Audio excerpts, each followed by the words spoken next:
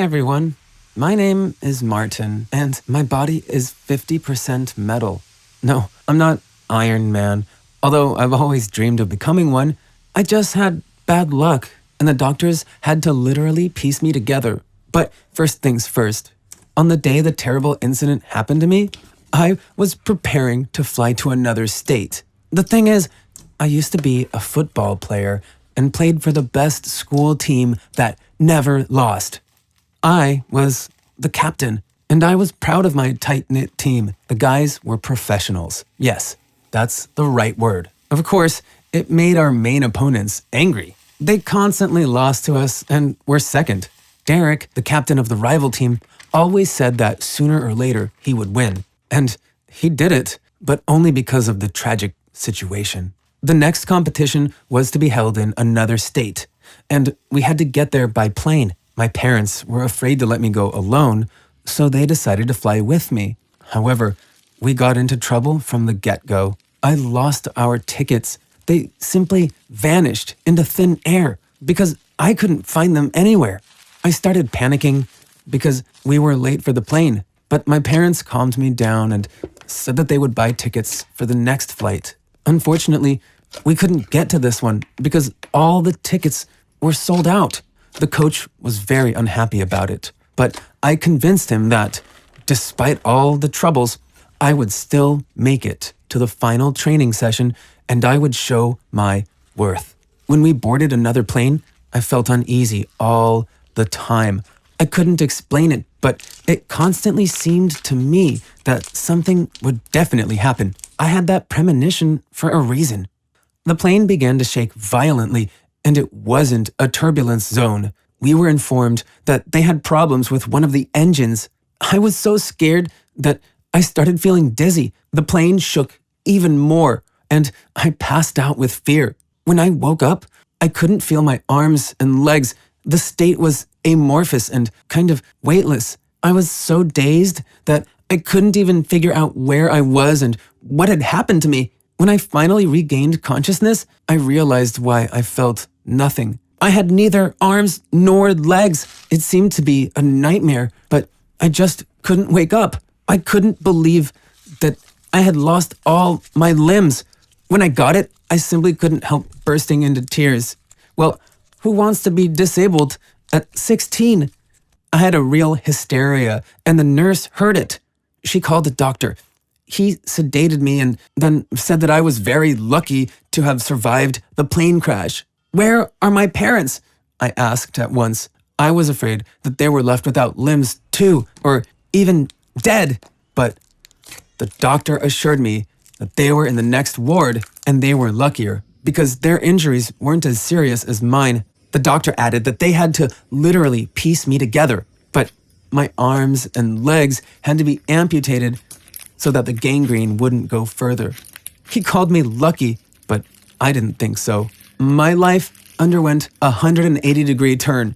I just didn't know how to live on. After all, I used to be the captain of the football team, and I became a cripple who could do nothing anymore. You have no idea how difficult it was for me to get used to the idea that I became disabled. If I had lost only one arm or leg, I wouldn't have been so upset. So I started to feel really depressed. Only one thought made me a little happy. I was so grateful that my parents were alive and almost unharmed. When they saw me without arms and legs, they burst into tears too. My father promised that he would order artificial limbs so that I could move. They were too expensive for us, but Dad decided to sell all the cars and the country house.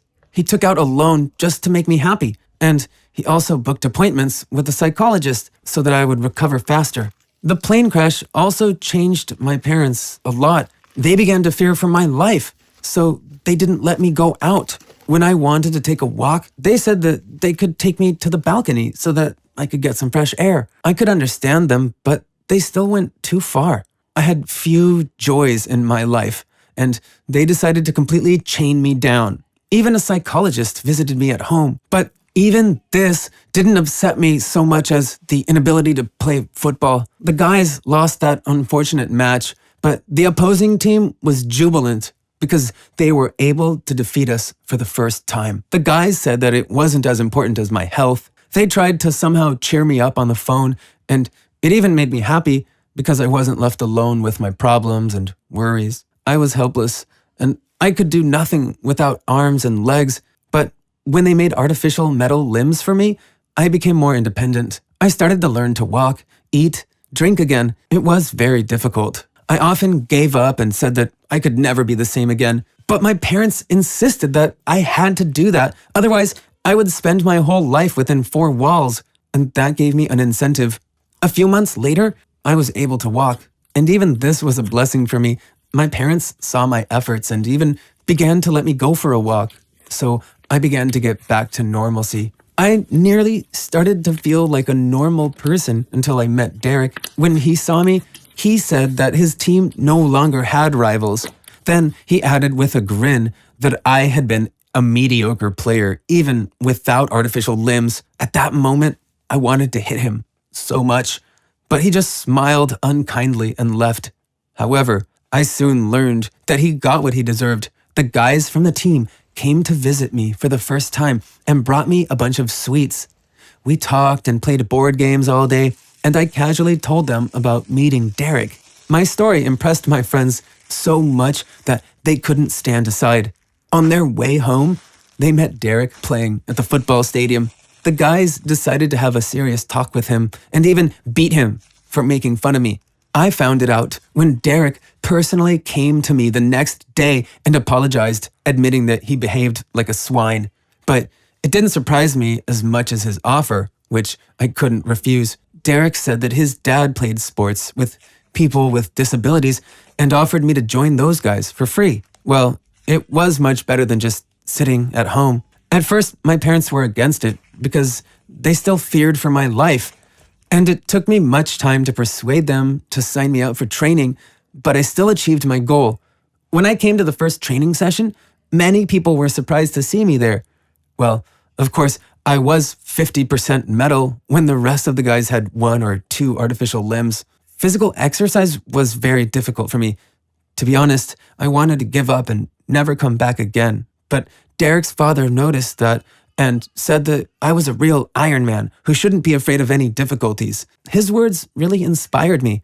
I kept on training despite the pain and discomfort. The other guys looked at me and admired how I could train with so many artificial metal limbs. It was interesting to them, and they constantly watched me. Eventually, I made such progress that the coach decided to sign me up for competitions for people with disabilities. Not so long ago, I couldn't even imagine that someday I would participate in any competitions again because I couldn't get used to my new artificial body for a long time.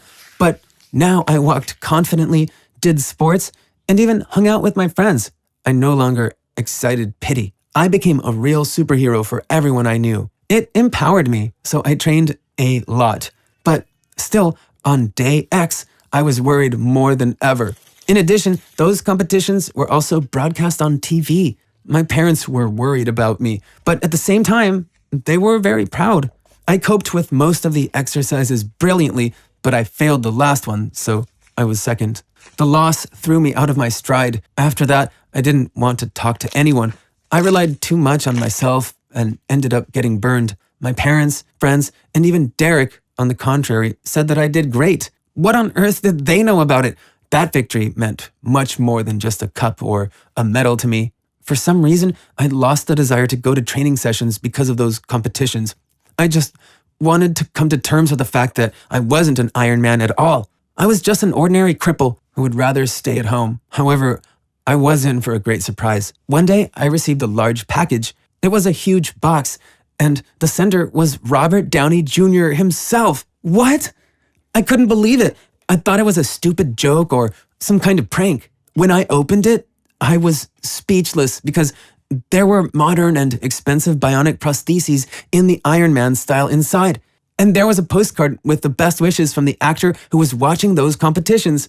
Oh my God, my dream of becoming Iron Man came true. I felt much more confident with the new prostheses. They even had artificial muscles, so now I could show myself to my fullest. People looked back at me, but they had no pity anymore. They looked at me with surprise and admiration because I began to stand out among them. I continued to go to training sessions and became a real star among the guys. It wasn't only thanks to bionic prostheses, but also thanks to my perseverance because I was able to perform even the most difficult exercises after a while. As a result, I won the next competition. My parents were crying with happiness, and I was blinded by camera flashes right away.